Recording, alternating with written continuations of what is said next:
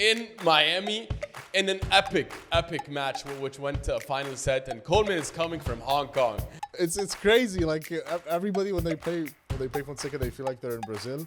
And then I looked it up, like how many people are actually from Brazil watching living in Miami or living in Florida, living in the US. First of all, top 10 win over Ruud. US Open finalist. Tommy Paul playing in America. This is supposed to be US Open semifinalist. Yes, US Open semifinalist. Australian Open semifinalist. Mental growth and stature she has now, I have to say, goes back to that moment. She decided she's going to take accountability for her sports career, for her mentality on court. She's going to fight. She's going to leave it all. We know he has Andy Murray, but how about add on to that, Juan Martín del Potro sitting in the box also. It was one GOAT honoring another GOAT. GOATs colliding, worlds colliding. I loved it. Hello, everyone, and welcome back to another episode of the We're Going Five podcast. I'm Yusuf. Hi, guys. I'm Ismail. Hey, guys. I'm Haroon. Miami is finally over. No more rain. We finally finished this tournament. Felt like it took forever, huh? It felt like a long one. Yeah. This went for. I did not feel like it was 2 weeks. It felt like it was much longer than 2 weeks.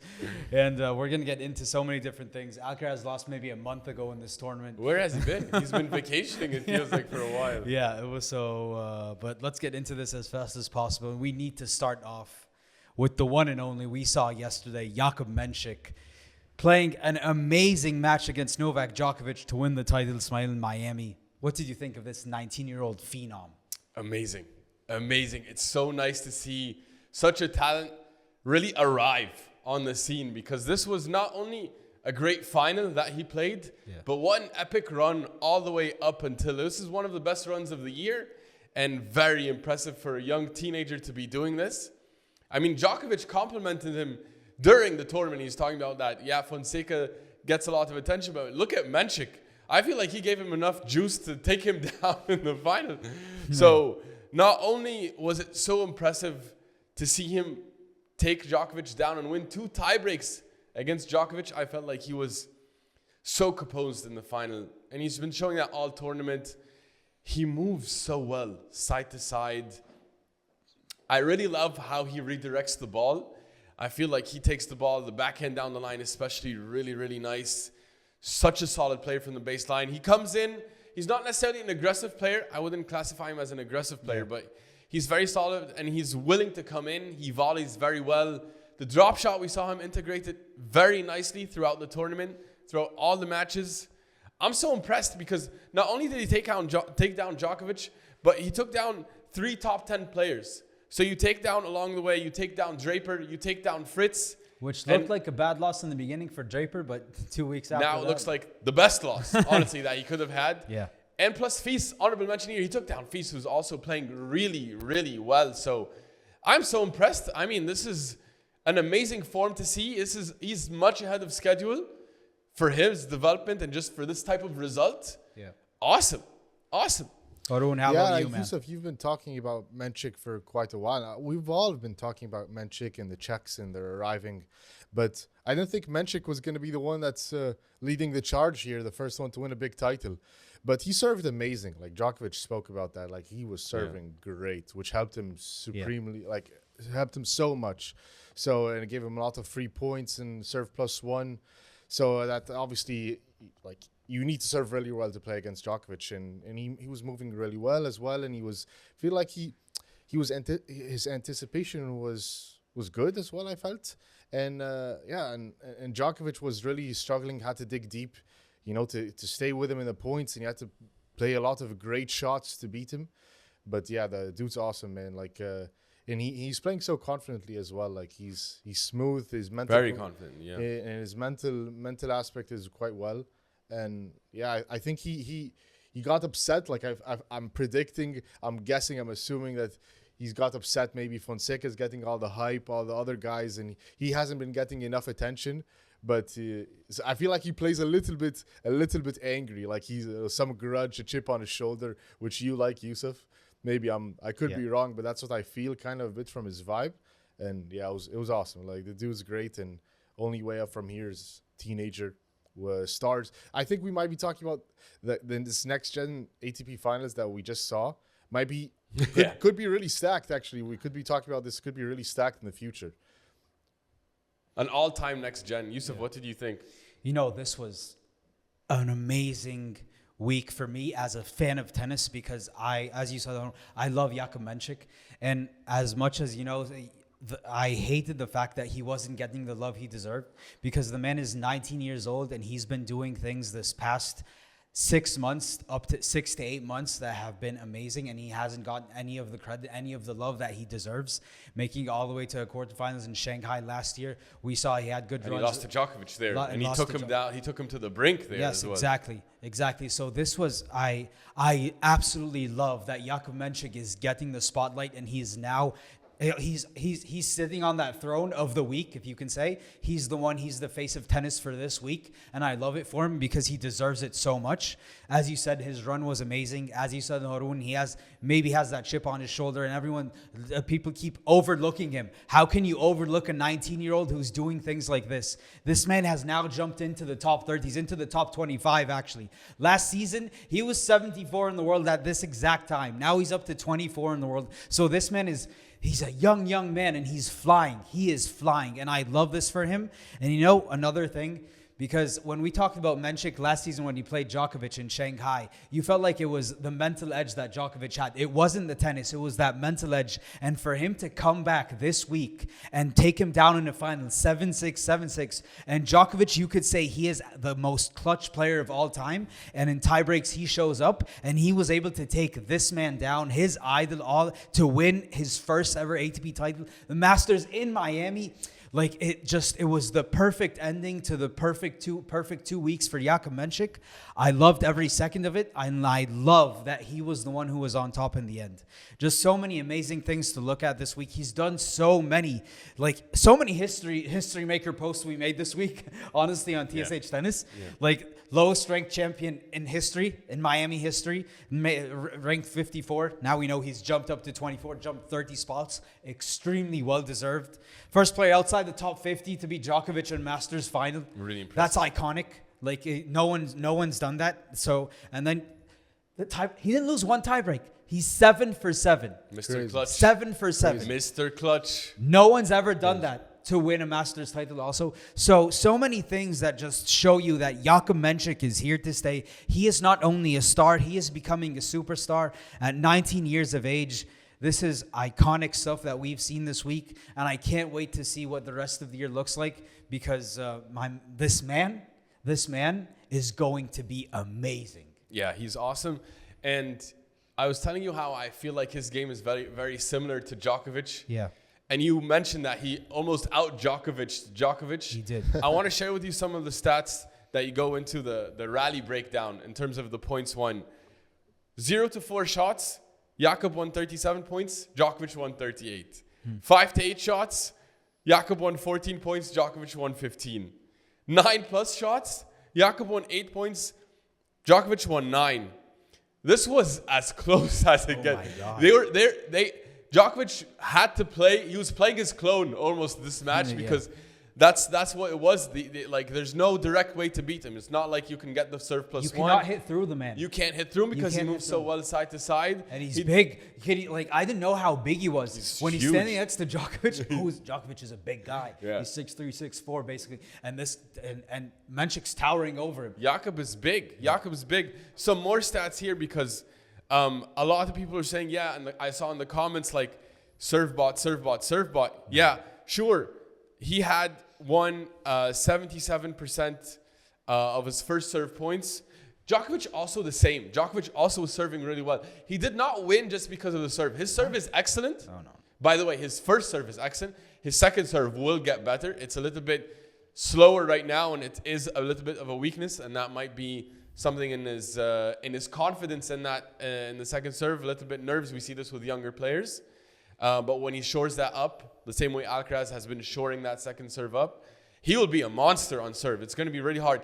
I was so impressed that Djokovic wasn't able to read the serve. Djokovic, for being the best returner ever in the history of ever, was not able to read Jakub's serve. Not only that, you know who was like, he has Murray in his corner. Yeah. So it was two of the greatest minds in tennis. And they couldn't figure out a serve. But I think Murray actually did help him, and he told him on the ad he likes to go out wide, and then he told him, and then the next serve, Mensik went out wide, but Djokovic could still do nothing with it, which shows you how great of a serve that Mensik has. Yeah, it means that he was, first of all, mixing it up really well. Yeah, and he also came back into the tee the next time, and just the IQ. He mixes up well, and he also, it's quite disguised. Djokovic is not able to read it. Djokovic, if it can be read, Djokovic will read it. Or Murray, both, like you said. So I was very impressed that Djokovic was not able to expose him at all from the return side. He was not able to generate more than one break point. All match. That's really, really impressive. Yeah, it was. You know, when you least expect it, huh? Because this was a story of when some of the greatest things happen to you when you least expect it. In the ceremony, how Jakub Mensik talked about, he was actually about to withdraw from the tournament because he had an injury. And then he's saying, I was going to the referee. I had the paper in my hand, the slip in my hand. I'm going to go withdraw from the tournament. My legs absolutely destroyed. I can't play this tournament. Knee issue. I don't know. Yeah, and then which was also really classy from Mensik, the way he thanked the ATP physio in the biggest moment of his young career by name. Yeah, I don't remember Alejandro, the physio, and which shows you the man that Jakub Mensik is. And then 2 weeks later, this man ends up as the champion of Miami, taking down his idol. It was what a story. That in itself is an amazing story. Outside the grand scheme of what the story was of him. It's another very nice story. Yeah. Also, this has to be some kind of lesson in tennis athlete psychology, because maybe he was playing freer, maybe he relieved himself of expectations going in, and so he was able to play the amazing level we saw. Remember Rublev, was it last year in Madrid when he was also going to retire because of the sickness, the flu, I think, or something, and he still fought through it, and that way he could no longer give any energy to his negative emotions or his antics, and he just had to play, and he played amazing tennis to win the title as well. So really impressive to see that, and it's very, very interesting tennis psychology dynamics to see, and but overall, that means that his level is there, and it was able to shine despite of this injury. I'm really excited to see what comes next for him. I'm very excited to see what he does on clay.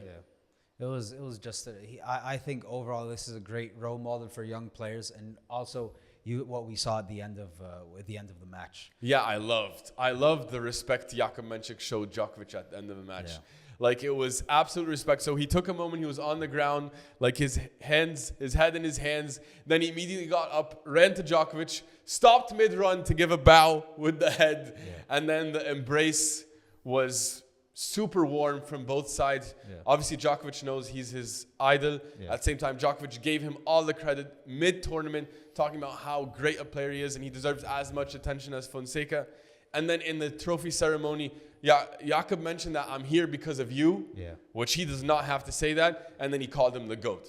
Super respect, super classy. Absolutely what you love to see from tennis champions, sportsmen. This is ultimate class, what we love to see in sports. It was awesome. It was a beautiful moment. It gives me goosebumps remembering those moments in the ceremony and at the end of the match. And also the fact that Djokovic made sure to give him credit again in the trophy ceremony, saying you were the better player, you played, you in the clutch moments, you were the clutch one.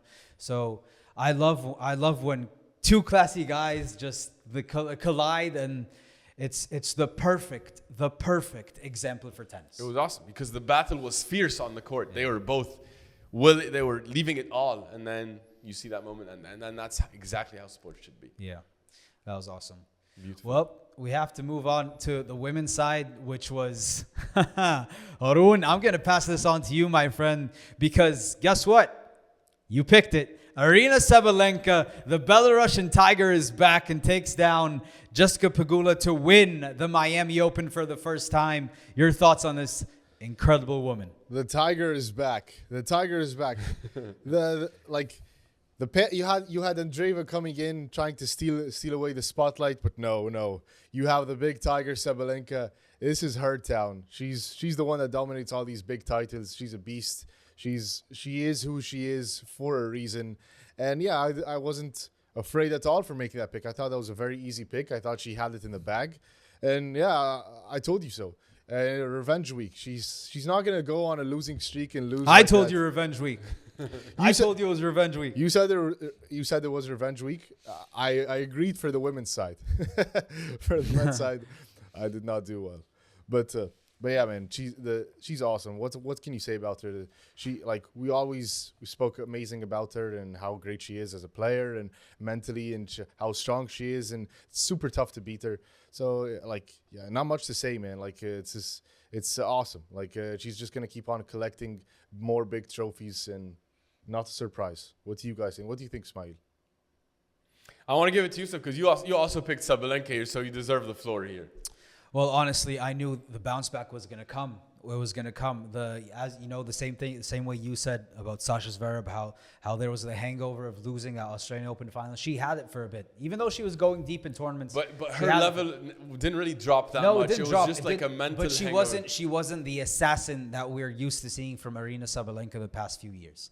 And but you knew that it was just it was a matter of time till it came back. She ran into some really good players. Yeah. And here she is, exactly as I expected, back on top of the tennis world. This is amazing for her. 19 titles now for her, 8 WTA 1000s. Amazing.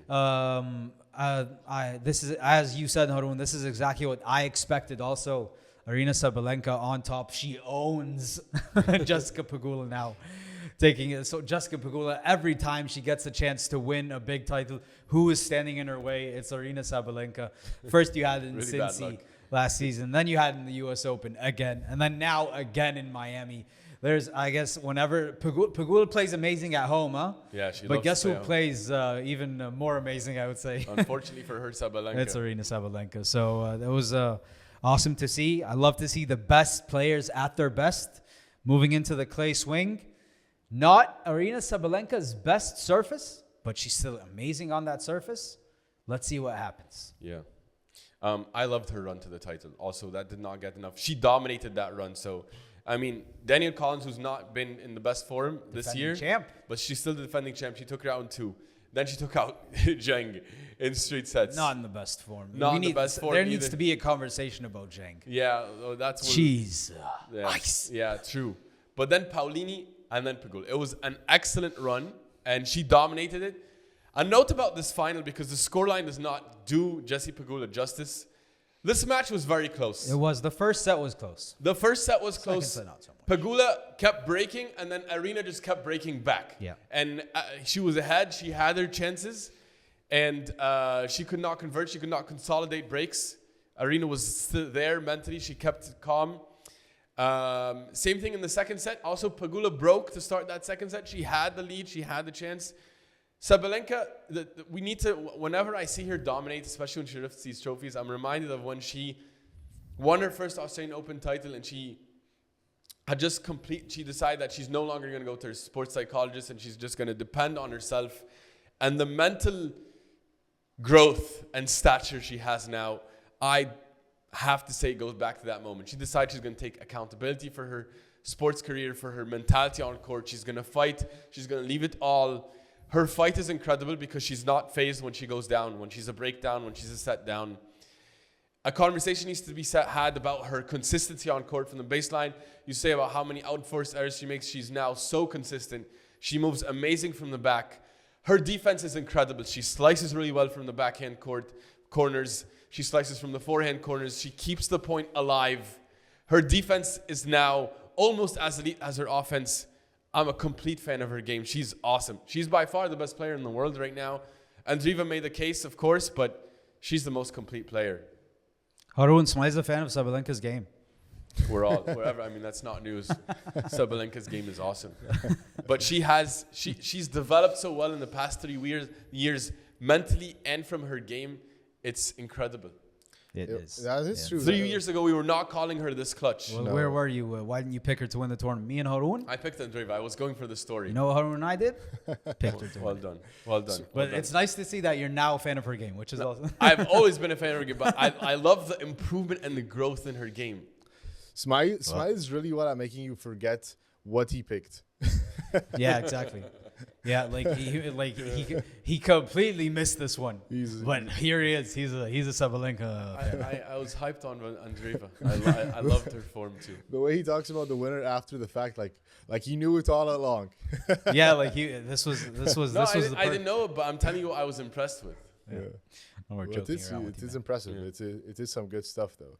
We have to, we have to sing her praises whenever she does something like that. Okay, guys. So we had a few conversations before about Djokovic, in the Sunshine Double, and he hasn't been performing so well in the past few years. Maybe at least he hasn't been winning.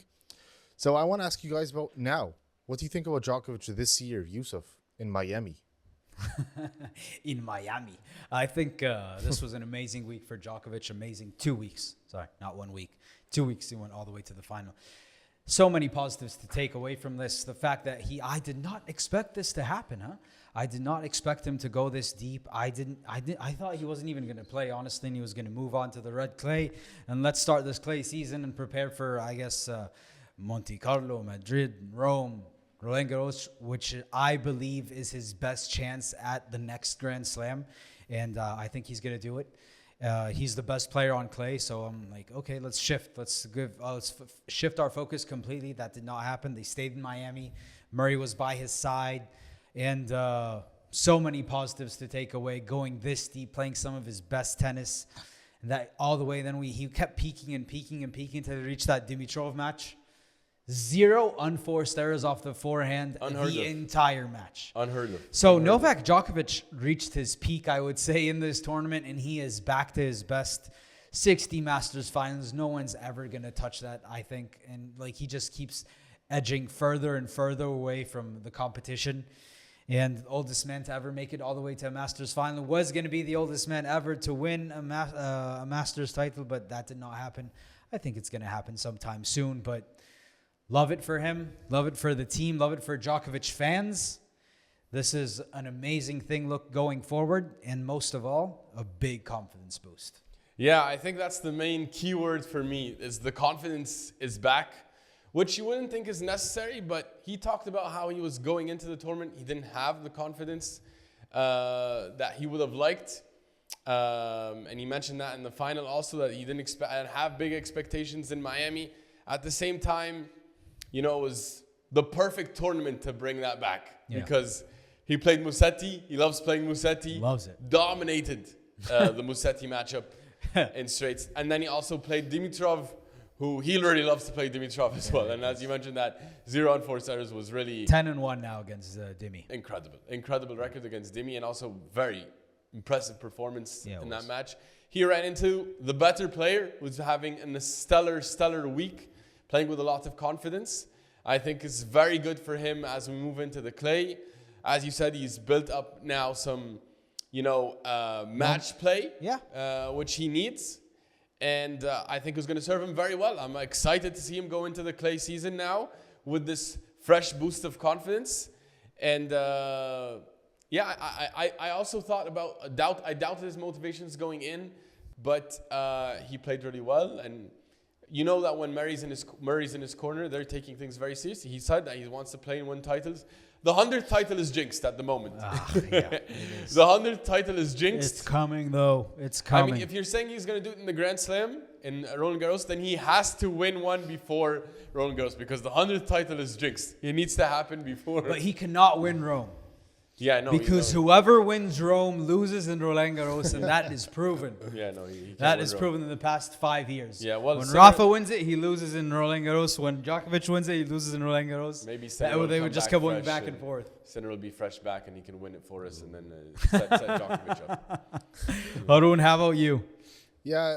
Think of Djoko. Yeah, no, when you look at you just look at the stats in the end. Okay, his amazing run that was awesome. It's great for his confidence but still, I don't feel like Djokovic is feeling comfortable. I feel like he's moving a little bit slower. I don't know if it's the shoes or something, but he looks just a bit off.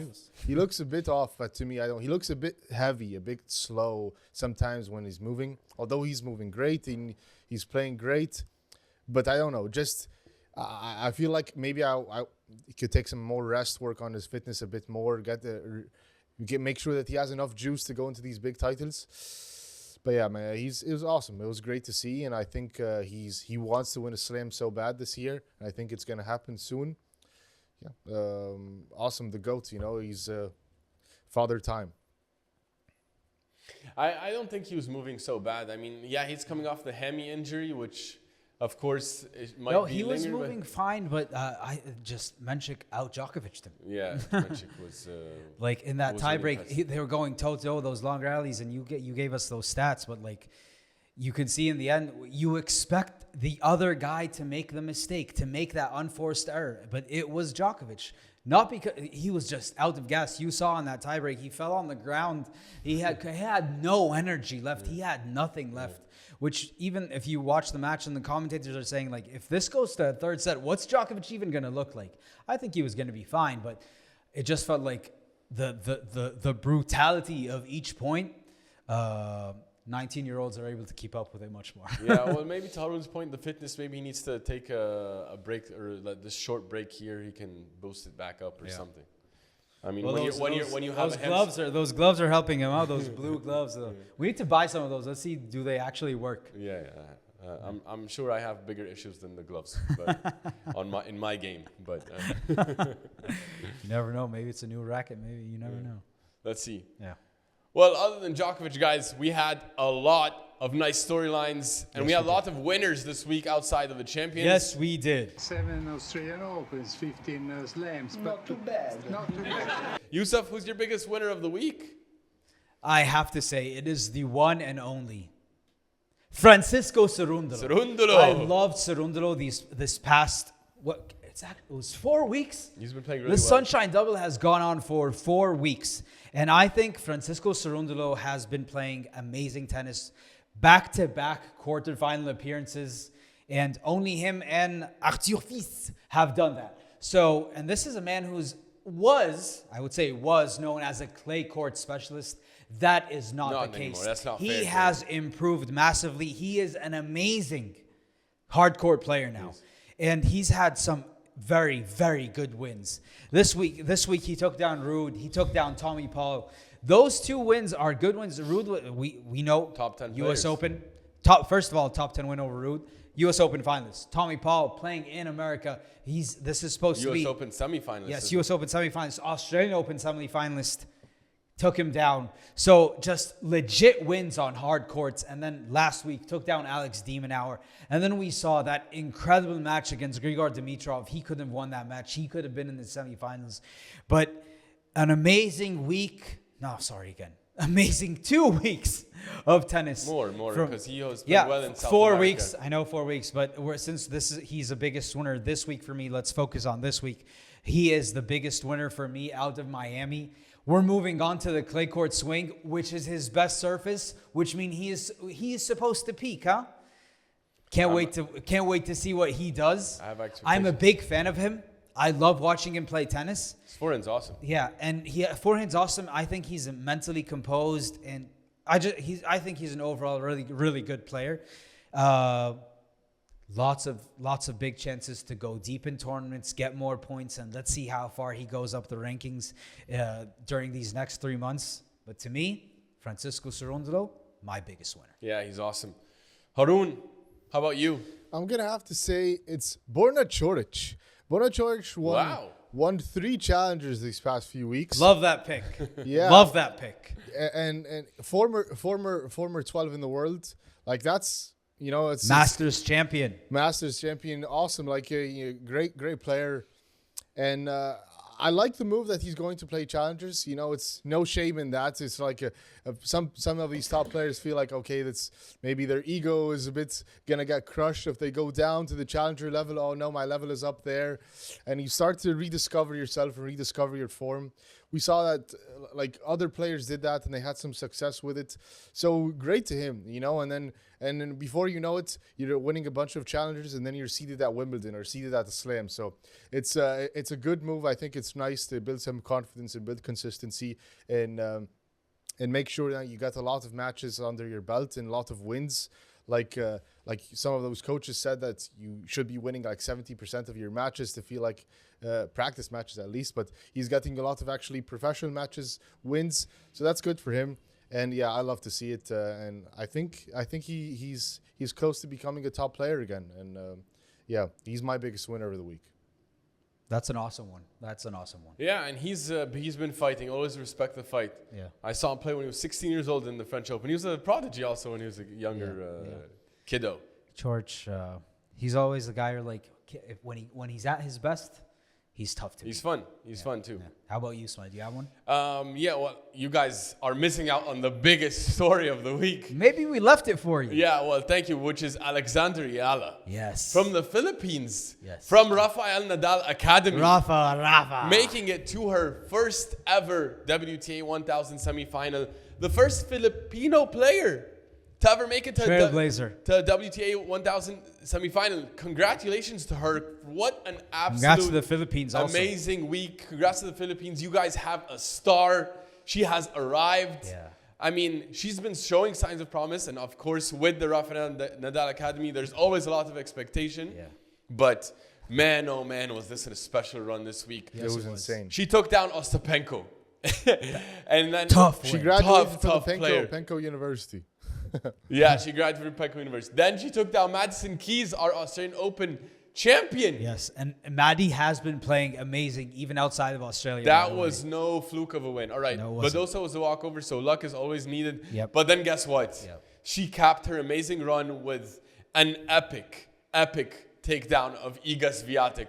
Her role model from the Rafael Nadal Academy. Yeah. And that was just an amazing few matches, but also just the type of all-around game she has and the composure that she was able to show to win these matches at such a young age and to come back when she was down a set or in these tough moments and she was just playing solid, consistent, really excellent tennis. Man, oh man, what a story. She has a lot of charisma too. Yeah. She was she's getting support from You the saw fans. after she lost. After she lost. You that saw was how after she lost, beautiful. she was being celebrated like she won because that was an amazing week. It was an And amazing that's week. the positive mindset. I don't think you have to be so down and be hard on yourself. Like, you had an amazing run. You should end it on a happy note. Yeah. And everyone was cheering her on, and she was happy, and she was smiling, was cheering smiling the crowd. with And them too. bring it. So it was awesome to see. And also the other amazing story you touched on is Swiatek, but the fact that just last year she was at her graduation ceremony in the Rafael Nadal Academy, and here she is. Just less than a year after that, she's beating her in one of the biggest tournaments in the world. I love these storylines underneath the storylines. It's such a beautiful moment to see and such a beautiful story. Awesome, And, awesome. I love it. She almost pulled off the comeback too against Jessie Pegula, but Pegula was playing great this Yeah, match yeah. and this week. So, but yeah, just overall, awesome performance. A star has arrived. We love it when stars arrive for tennis, especially from new countries like exactly. the Philippines. Exactly. So excited to see. I love to see players from different countries. I love it. It was This is awesome. It was awesome. Can I give an honorable mention? Yes, please. Marin Cilic. How about that? Yeah. Because Marin Cilic, Harun, as you said, and you spoke very well about how George went down to the challengers, and sometimes it's a confidence hit or no, an ego hit. And this is the Grand Slam champion, huh? Yep. And he decided Multiple-time Grand Slam he finalist. also decided to go down Masters 1000 champion. to Respect. yeah. Respect. He also decided to go down, and he won a tournament in the challengers, and he's finding his way back. And Marin Cilic, you know, he can play good on clay, so let's see how it goes forward this week. He's playing another challenger this week, but honorable mention to him. And he shows you that actually someone as great of a champion as him can let that ego take a hit, go down, take the proper approach back to the top. He's doing it. How old now? 36 years of age? 36 years of age. Inspiring. I love the Really inspiring. the grit and the humility to do so. Yes. Just And not just him, love by to the way, see. also Stan Wawrinka as well. George just lost. Yeah, to Wawrinka also. But Stanny. we've seen it from Wawrinka before, so we're used to Wawrinka's just this humble guy who will go down, who loves tennis and knows he needs to go down to get the confidence. We saw Murray do it, but Cilic also. So all these amazing champions showing the young guys that if it's necessary to go down to the challengers, you go. That's awesome. Yeah. That's true. Love to see it in sport. No ego, just pure determination and passion for just improving your game. These are a lot of great biggest winners that we had this week. I want to move on to cool dude moment of the week. Oh my God, so much energy in this return. I love it for my story, Rog. Oh my God. Smail, take it away. What was your cool dude moment of the week? Miami was so cool. There were a lot of cool moments, but I have to mention when the GOAT shows up in your box for a match to watch another GOAT. That has to be the cool dude moment of me. Messi showing up in Djokovic's box to watch Djokovic in his match. He wasn't in his box, though. Not in his box, but he was watching him in the stadium and he was there to support Djokovic. And then not only that, but afterwards in Messi's MLS game, after he scored the goal, he did a celebration in honor of Djokovic. He hit a forehand. And the forehand swing, okay, it's not the best. He needs to work on his technique. But then after he did the violin celebration also as well in honor of Djokovic. And so it was one GOAT honoring another GOAT. GOATs colliding, worlds colliding. I loved it. Yeah, that was awesome. Yeah, so that was the cool dude moment for me. Yeah, well, let me give you mine, which is along the same lines. Because I guess it was legends colliding. And to me, the coolest dude moment of the week was in Djokovic's box. We know he has Andy Murray, but how about add on to that, Juan Martín del Potro sitting in the box also. It was just aura times 1,000. You have Murray right there, and then right on top of him, Juan Martín del Potro in the box of Novak Djokovic. It's just so many legends. It's the GOAT on the court. It's the GOAT of UK, the GOAT from UK, the GOAT from Argentina. Just so many GOATs involved here. And it was awesome because they were rivals, right? They would go toe to toe, and each of these guys prevented each other from winning big tournaments. But here they are, so many years later, side by side, cheering on and coaching the one and only Novak Djokovic. That was just like, because as a young kid, I would never expect to see that. In my wildest dreams, I wouldn't expect to see that. If you told me this is going to happen in 20 years' time, I would tell you there's no way. There's no way. It's so cool. These are fierce rivals. Nope. Murray, Del Potro, in Djokovic's box. Iconic. I love to see it. I want to see more of that. I want to see so much more of that. But that was so much fun to see. It was so cool. It was so cool. Harun, what's yours? Okay, so my cool dude moment of the week is everybody that plays Fonseca all of a sudden just teleports to Brazil. Everybody, they just all of a sudden disappear, and they're playing in front of a packed stadium of Brazilians just screaming and shouting Fonseca, Fonseca, Fonseca. Like Alex Diemenauer is signing the camera like Rio de Janeiro, like Brazil. Is he in Brazil?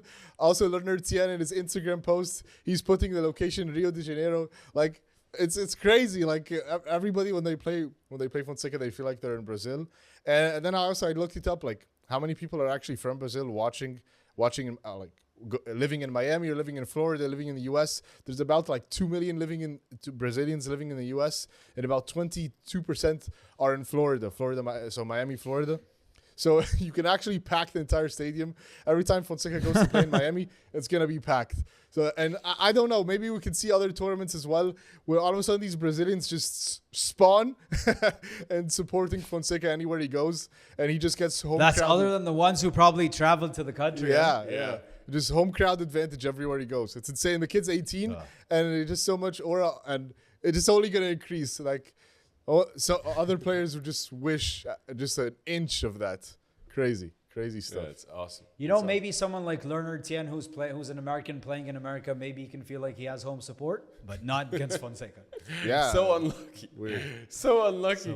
Yeah. It's also Miami's the worst place because it's easiest for them to get there, I think. Yeah. Those were some cool dude moments. I loved each and every single one of them. Now, let's move on to something that always causes controversy with you guys when we post on TSH Tennis, and it's upsets of the week.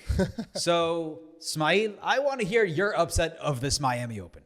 Yeah, well, it has to be for me, Coleman Wong, who somehow found a way to take down Ben Shelton in the US, in Miami, in an epic match, which went to a final set. And Coleman is coming from Hong Kong.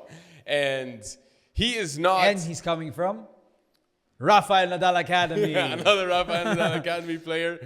And his ranking should not put him in a situation where he can take down Ben Shelton, we have super high hopes for Benny Schultz, and we know that he has the game to win big titles. But Coleman Wong, man, he put him through the spin cycle. He was up a breakup in that final set, and many times Ben Shelton had to fight back to hold serve, to fight back, to break back, to stay in the match. And then eventually Coleman did it though. But it was a really fun match, really impressive tennis from Coleman. And it was just heartwarming to see new players again from Hong Kong to find a way. And another win for the Rafael Nadal Academy. Yeah, really nice one. Yeah. How about you, Harun? I'm going to have to say my boy Munar. Munar taking down Daniil Medvedev.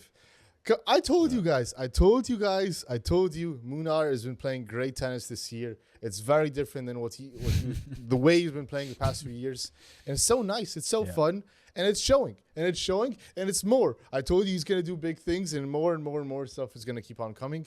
So that was a big win, even though Daniil Medvedev is not, at his best this season. But still, that's a big win to have. Outside and a huge confidence booster. He did lose to Gaël Monfils in the next round, who's also playing amazing tennis this season. But yeah, man, he's my biggest winner. The dude's a baller, and he deserves more credit. He's improving his tennis game a lot this season. Yeah, he's playing really well. No, I wasn't upset. Well, this guy almost got away scotch-free from how long this tournament went, huh? But guess what? Because I'm going to get back to him because I picked him to win the tournament. Yeah. Carlos Alcaraz losing to David Goffin. Yeah. That is my upset of the week. I had this man winning the tournament, huh? Did we all have him winning the tournament? Did you have him winning the tournament? I had him winning the tournament. So Harun had Jack Draper. You had Carlos Alcaraz. I did not see this coming, even though now Goffin is 2-1 against him. So he has a positive head-to-head record against, so he might be his kryptonite in a way. But I did not see Carlos Alcaraz losing this match. Come on, like that final set, it just felt like when I'm used to Carlos Alcaraz rising to the occasion, right? It was the opposite. Yeah. He did not rise to the occasion. He was falling, like he was making unforced errors easy. Those inside-out winners that you see him making, he was missing them nonstop. I'm like, who is this guy? This isn't the Carlos Alcaraz that I know and love, and this isn't the one I saw in the first week of Indian Wells.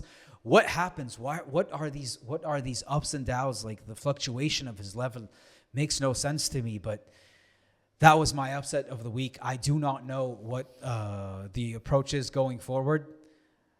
I was shocked. Yeah, it was a shocking win, but let me give here credit to David Goffin as well, because he knows how to play Alcaraz. He finds a way to play more aggressive against him because he knows that's the only way. He's also backing up a really nice win against Zverev, right? Was it a couple of weeks ago? So he knows how to get top wins, Goffin. So very nice for him.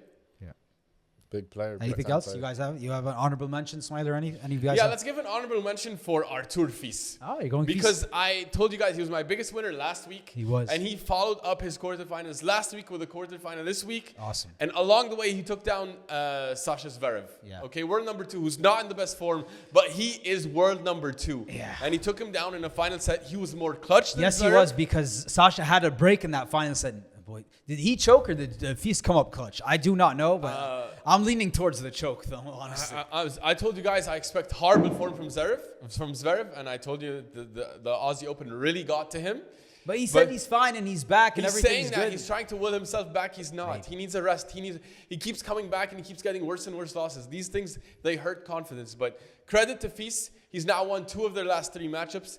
And he knows how to play him well. So this is a nice rivalry they have. It is a very nice rivalry. All their matches go the distance. Yeah, very nice. Can't wait to see what it does on the clay too. Yeah. You guys let us know.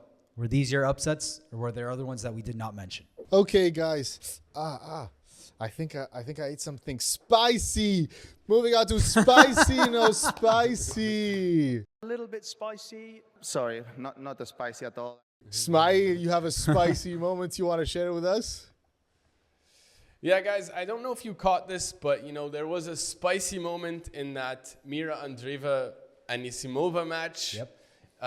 So 2 players who are also playing really well these days. Mira coming off WTA 1000 champs. Both of them. Yep. And so Anisimova was up 3-1 in the final set. All right. Mira was serving, and then it was deuce. And then Anisimova walked over to her bench and basically saying that she needs to have a break or a medical timeout because she had what she claimed was a blister on her finger. And so that bugged Mira because, okay, deuce on her serve, and she's already down a break in the final set, and then she was a bit frustrated, and she was upset that why is there stoppage of play, and she was looking at the umpire, and she's telling the umpire, we know why that she's stopping. So there was a moment of frustration from Mira. Yeah. Anisimova was not happy with that after the match, and she posted a video of her blister on the middle finger and sharing that we know why between quotation marks, saying that because if Mira was accusing her of faking it, well, she had actually a blister. So yeah, it's a bit spicy because are you allowed to just take a break on your opponent's serve, especially mid-game, especially if it's deuce? And the context of the final set also makes it a bit more tricky. I didn't know that you can just walk to your bench in the middle of a game. As far as I know, that happens between changeovers or at least between games. I didn't know you can stop mid-game. When she was asking the umpire said this is a valid reason for it. And so we know, we've played tennis. If you have a blister in the middle of your finger, you can't hold the racket. Yeah. Which is going to affect your play massively. So if I have a blister on my middle finger, which means I'm holding the racket. So how am I supposed to hold the racket? Yeah. How am I supposed to hold the racket? I just want someone to patch it up with something quick. You need to put like a piece of cotton and then just tape it up, and then she's going to be fine and good to go. So I don't think it's an issue. Yeah, the time was unfortunate. But it's like icing the kicker. You're icing her on her serve in the middle in the last set. I understand. When did the blister happen? I do not know. But I do know if you have a blister, it hurts like hell if you want to hold the racket. I understand both points of view. Honestly, I kind of lean though to Mira's side. I don't approve of her saying we know why. I don't think that's really sportsmanlike. But I didn't know you could stop play in the middle of the game. And it's her serve. Like if it was Amanda's serve, then fine. Like maybe that's more allowed. But the fact it's on her serve, for me, it's a bit spicy. That was a spicy moment. And so that's a rivalry brewing there. Yeah. But I love rivalries, so I'm down for that. Yes, we do. You never know. Like if you need the doctor, you need a doctor. Like a doctor. Yeah. No, I believe her. I just didn't know you can do that mid-game. Yeah. Especially on your opponent's serve. I'm not the biggest fan of just saying comments, passive-aggressive comments to other players and stuff like that. But yeah, I don't like that from Mira, to be fair. I don't know if that's trash talk. I understand where the frustration. No, it's not trash talk, but Mira is a character also. She doesn't back down from anyone, does she? I guess so. Yeah. Yeah, well, that no other spicy moments, I guess, huh? That was the only spicy moment of the week, which makes us move on to my favorite segment of the week, and that is overreaction or not. Okay? So each week I tell you guys based on what happened, I'm going to tell you something, and you let me know. Is it an overreaction or not? Okay? First up, Harun, I need you to focus, my friend. Okay. Coming to you. Jakub Mensik will enter the top 10 this year. Overreaction or not? Oh, my God. That's a tough one. That's a tough one. I feel like every week we do one of these and a new player comes into the conversation. Like, there's so many. We have so many guys. We have like 20 guys inside the top 10. So many. So, yeah. We were talking about Chapo, Holger, Tsitsipas, Shelton, Korda, Griekspoor, Tommy Paul, Griekspoor. Oh, these guys. Oh, man, it's a feast. It's the way he played like that. Okay, man. It's not an overreaction. Ooh. So he will enter the top 10 this year. Yes. Will he? Okay. It's not an overreaction, but will he? That's a different question. But is it an overreaction? No, it's not an overreaction. No, you have to tell us. Is he going to do it or not? That's the thing. Yeah, I think he's going to do it. Okay. Ismail. I'm a big fan of the Mensik game, but the top 10 is crowded. Just because of mathematically the number of points. He would have to do really well in big tournaments. He's at 24 now. He would have to do really well in big tournaments. He's going to be seated at slams. He's going to be capable to do something big at. Is he going to do more than the other 14 guys ahead of him? That's the thing. And he's going to replace some guys in the top 10 now, like Demon, like Draper, like... Yeah. No, I'm just... He's going to get there 100%, I believe. But no, not this year. Not this year. Overreaction. I agree. I agree with you. It's an overreaction. Whoa. I think thinking think about he's this better than Rublev? thoroughly. It's not about that. It's He not. can take It's Rublev's not about spot. that. He It's needs to this win year. point. He needs to be It's consistent. this year. It's this year, and he's gonna get there. We know that. Actually, he's a guy who can fight for top 1. That's what he can do in the future. But top 10 this year, I think it's gonna take more time. Yeah. Overreaction. Nice. We have something to look forward to then this year. Yes, we do. Next up, bringing back the GOAT. Novak Djokovic, Ismail, will dominate the clay swing. Overreaction or not? Man, this is a tough one because I want to see him do well on clay. I want to see him bring his best level back. He's showing he can get there in Miami. Those very positive signs. Dominate the clay swing, though, I'm going to call overreaction on this because just from the years past, Djokovic doesn't tend to dominate from the get-go of the clay swing. It takes him time to find his form on because clay. he wouldn't play Indian Wells in Miami. Maybe, but it takes him time to find his form on clay. It would be a break, then he goes to Monte Carlo. Ivanisevic would talk about that often, how we need to get him peaking for Roland Garros and how it takes time for him to find his form on clay. In the past few years, he doesn't perform very well in Monte Carlo, though last year he performed a bit better than the previous. No, I don't think he will dominate the clay. I think he will peak by the end of the clay season, and I think he will be absolutely the favorite potentially when we get to Roland Garros. But no, I don't think he's gonna dominate the full clay swing. No, I'm gonna say overreaction. Haroon, how about you? When we say dominate clay swing, do we mean like he's gonna win a slam and at least another big title, at least another Masters 1000? That's what you mean by dominate? I would say so. Yeah, probably. Something like that. Multiple titles. I'd say multiple titles. Yeah.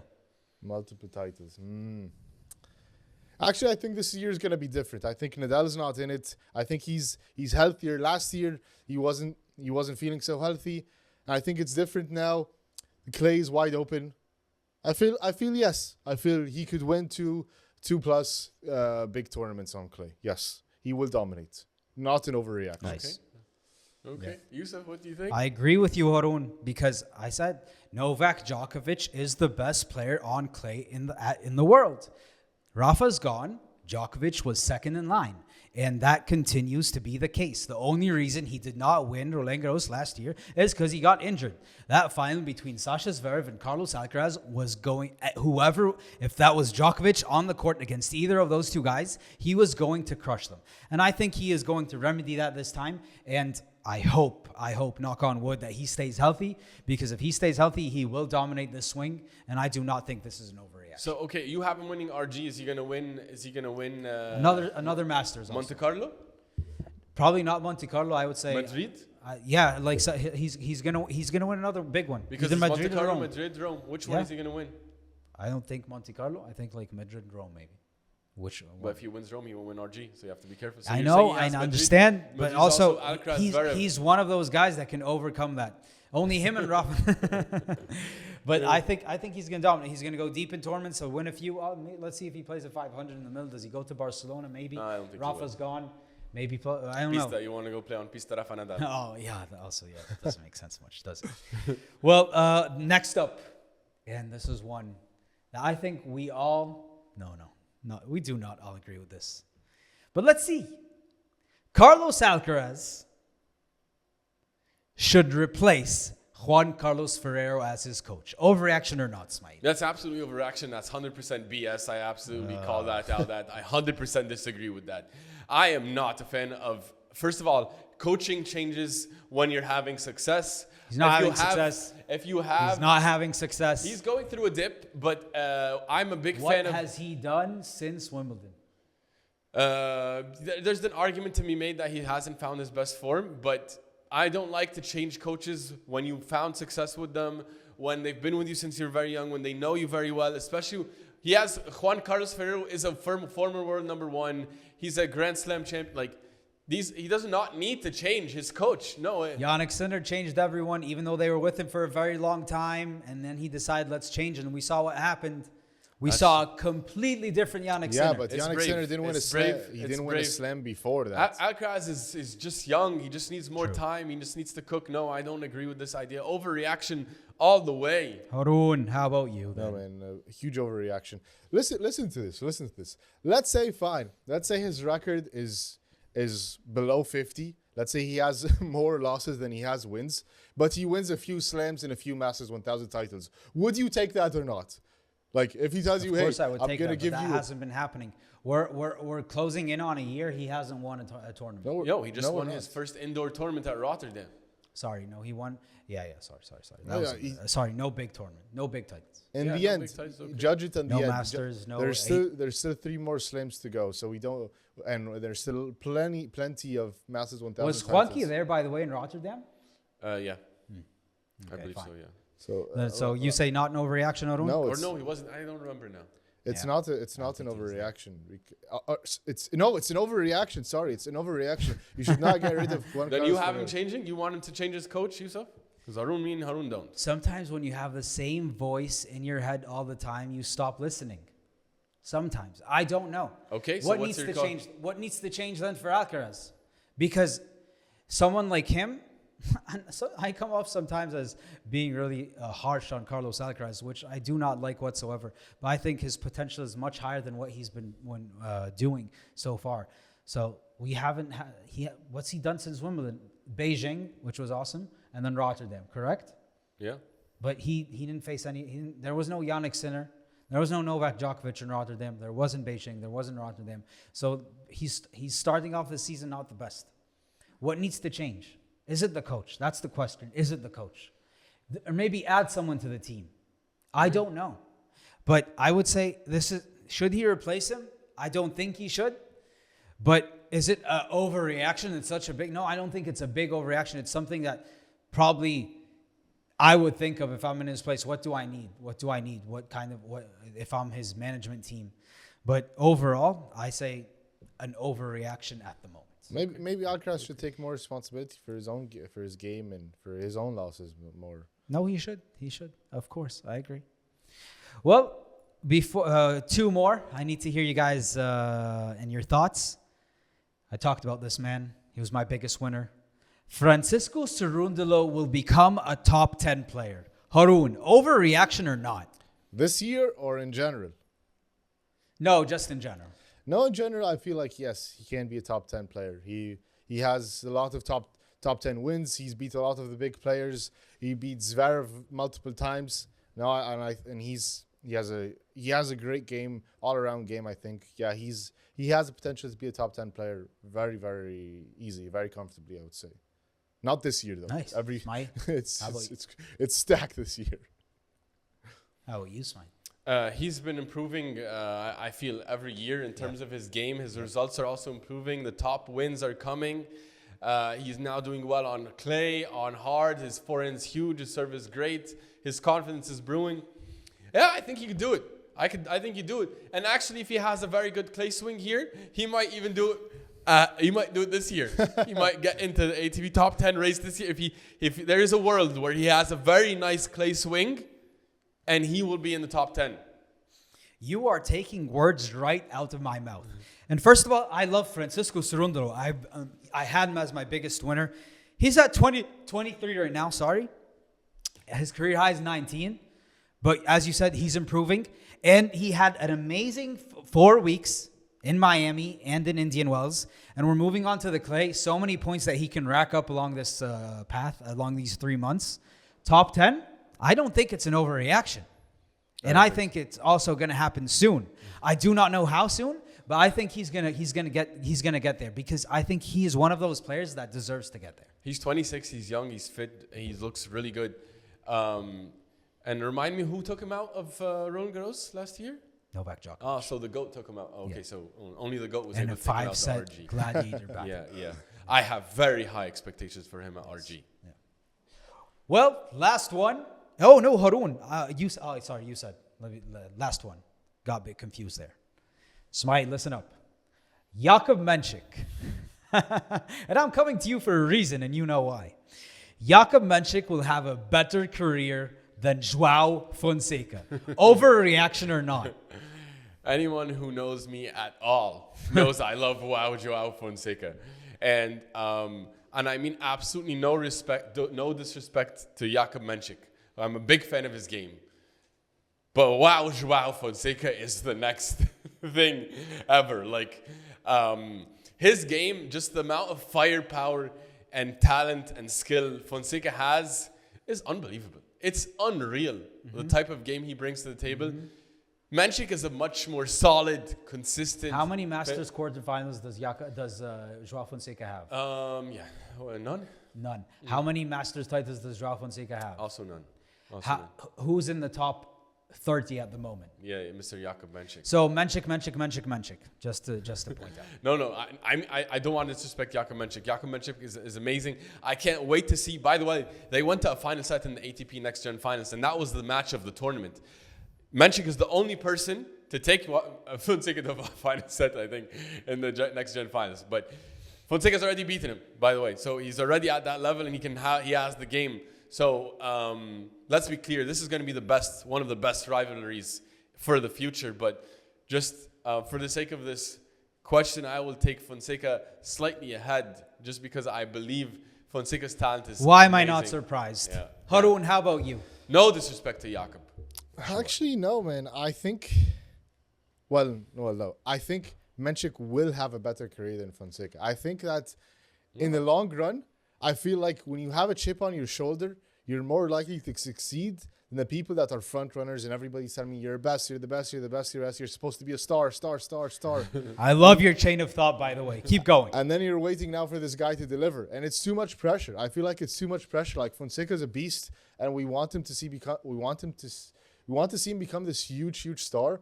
But I don't know, man. Like, he's still 18 and a career of 10, 15 years, maybe even 20.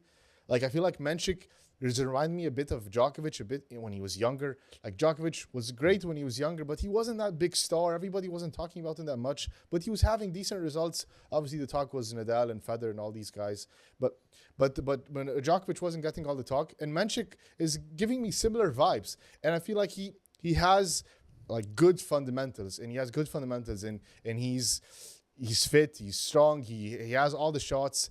And he wants to win, and he's not afraid, and he's so confident, and he's been beating top 10 players since last year. He beat Rublev last year. So from the beginning, he wasn't afraid, and somebody that's not afraid, and somebody that's not like,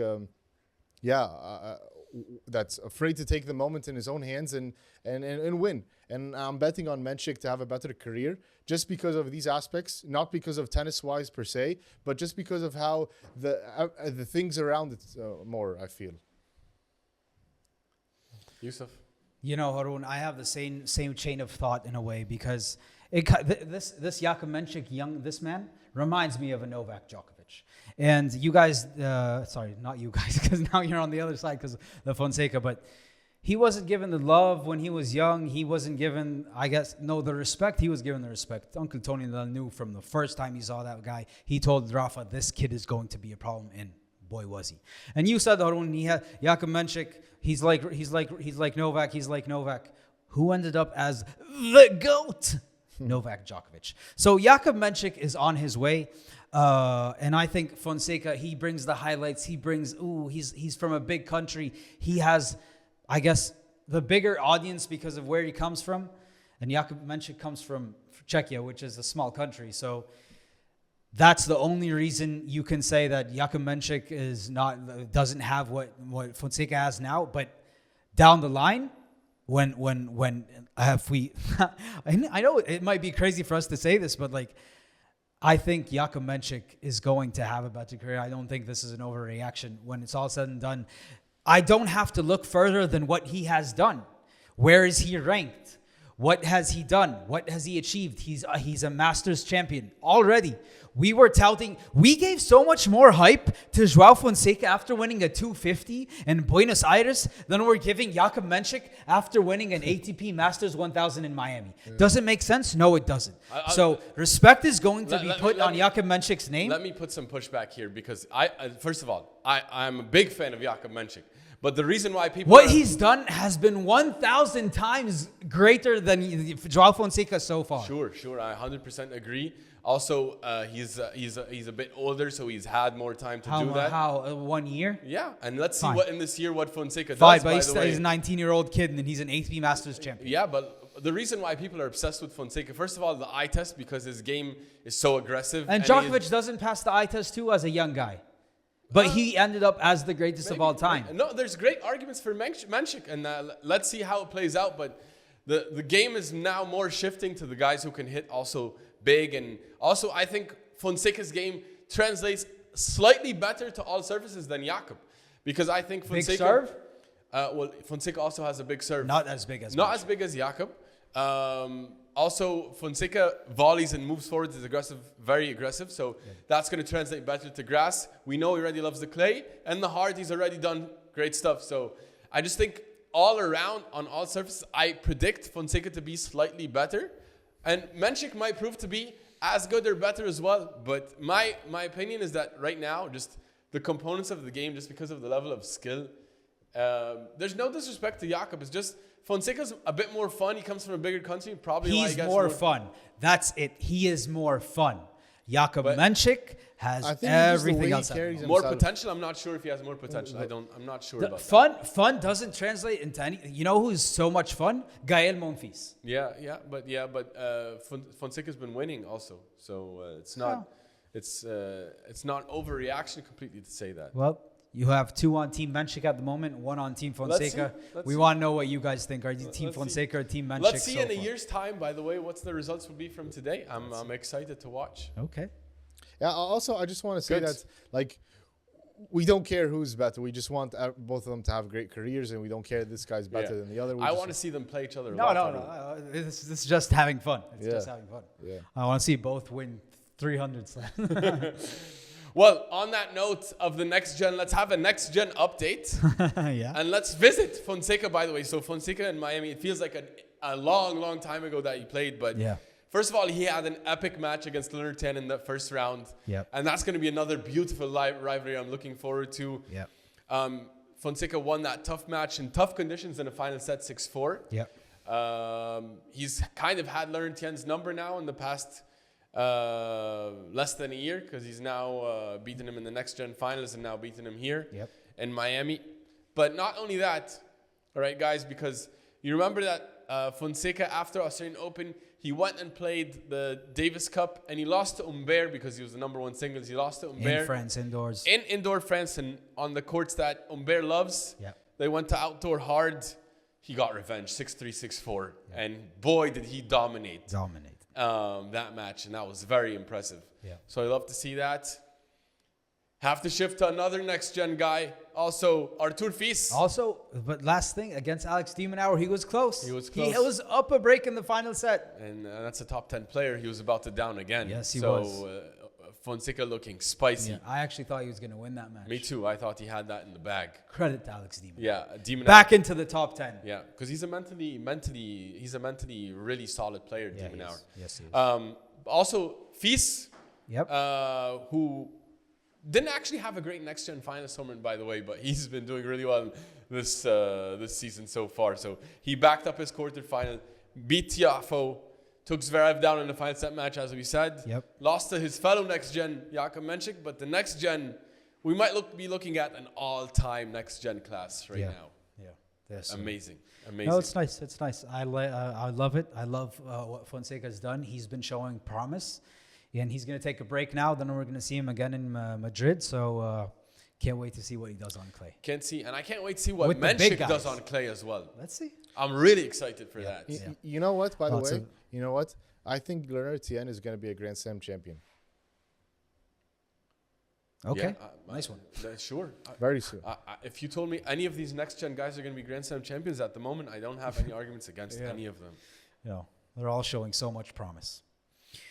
Well, in other interesting news that we also have, and I would like to talk about my boy, and it's not brief, but Andrei Rublev, even though he had an amazing tournament at the Qatar Open, went on to lose his opening round matches the next 3 tournaments. He's moving on to the clay. He's defending the Madrid Masters. He needs to get some points. He needs to find some form. And guess who he decided to add? Yeah. Marat Safin. There we go. Former world number 1. The one and only, the legend. Could we say the greatest Russian player of all time? One of. Probably least. not. Can't say it now because of Daniil Medvedev's probably up there. But a legend of the game. And also Marat Safin has been one of the guys that helped Rublev with his mental struggles. And he's joining his team. This is awesome to see. I talked about how Alcaraz maybe needs to add someone to his team to change things up. Andrei Rublev is someone that needed to do that, and he's done it now. Love that move. Yeah, awesome. Also, I think this verifies that Andrei Rublev has been watching our podcast. Because we had Andrei Rublev as a nominee for the Needs a New Coach award. Yes. And we said that he needs a new coach. But he's adding to the team. He's adding what he brought. Well, he needs a new coach. He brought the new coach. Yes. He's been listening to the TSH Tennis We're Going 5 podcast, and he's an award winner, and he listened to it. He took the WeGo's award, and he translated it, and he brought Marat Safin, the best coach he could bring in. Thank you, Rublev. By the way, if you are watching, we're rooting for you. And so thank you for following and taking our advice. Yeah, but so I love the move. Yeah. I absolutely love the move because Marat Safin is very mindful and thoughtful player, even though if he was a little bit moody, but he's very thoughtful. So I think he's going to know how to handle Rublev's character and emotional issues very well. Someone who's gone through similar things during his playing time. Very, very well. Love the move. Love that move, yeah. Love the move. I like Arun, people coming your from thoughts? similar nationalities as well because they understand the background quite the same and they understand how to, Language. Yeah, language barriers maybe. And I feel like Russians also have they're fiery a bit, so they know that feeling.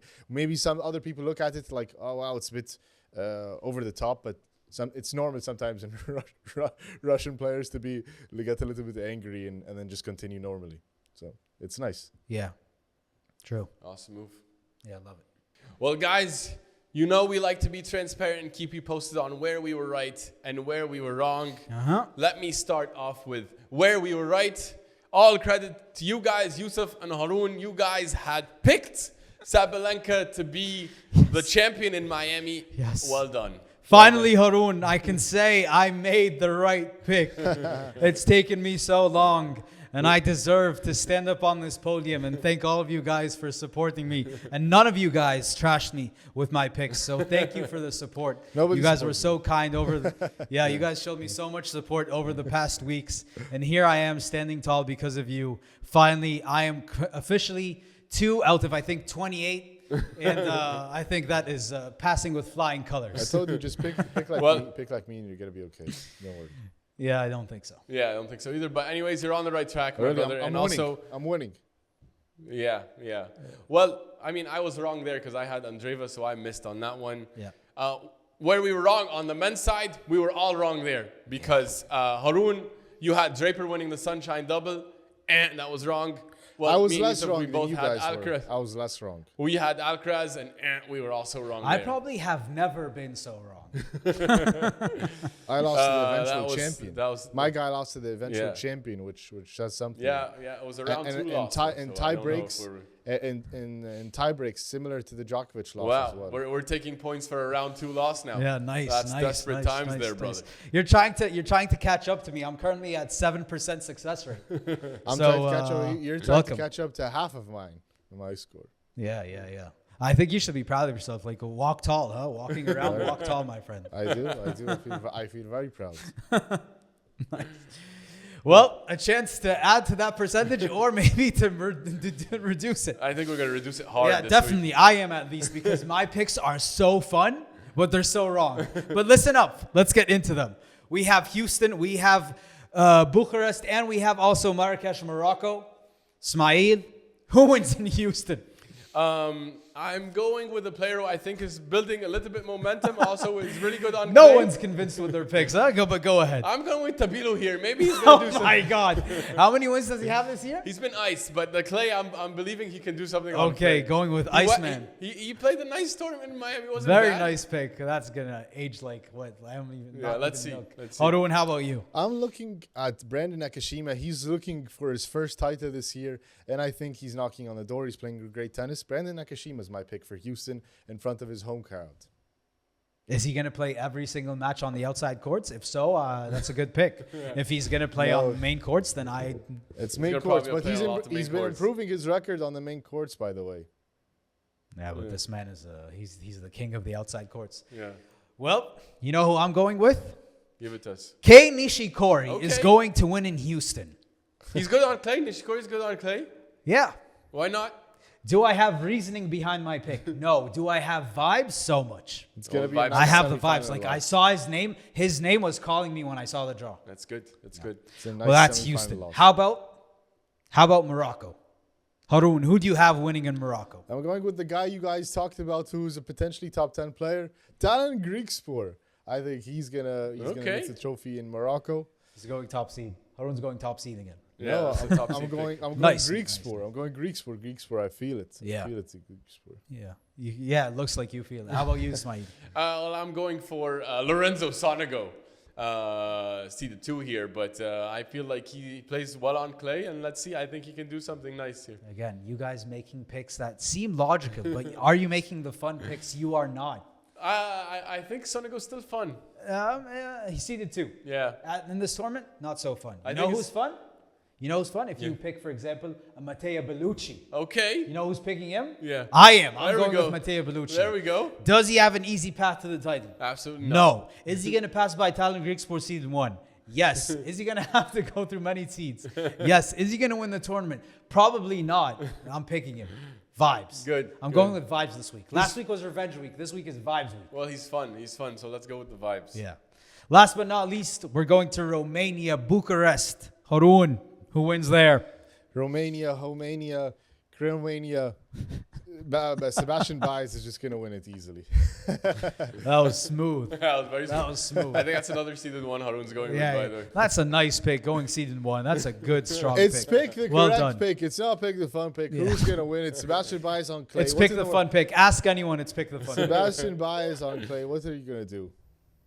Who has more fun when the player wins? Me or you? Definitely not him. Me. Definitely not you.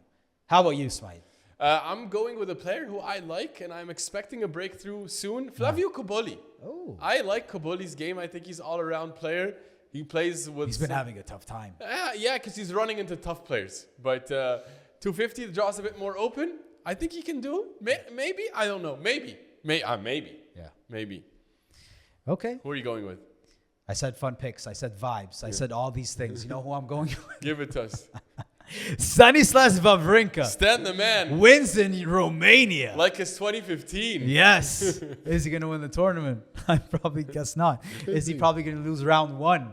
Maybe. But No, you're he gonna see could. some nice He backhands. could. He could win. He could win. Fun picks, I'm telling you, man. Fun picks. By the way, his best level this year has been good enough to take down top players. Yes. But that So let's- only lasts 2 sets. Yeah, and oftentimes it needs 3. Yeah. So, Which is why he ends up losing. yeah. Well, guys, that wraps up another episode of the We're Going 5 podcast. Follow and subscribe so you can get all the latest tennis news here. We'll meet you here every week for everything happening in the world of tennis. Fun week ahead. And we'll prep for Monte Carlo. On next to week. the clay. There we go. Best part of the season. I love the clay season. Let's see. Let's have I some love fun, the clay guys. season. See you next week. Adios. Have a good night. Good night. Good night. Very good night.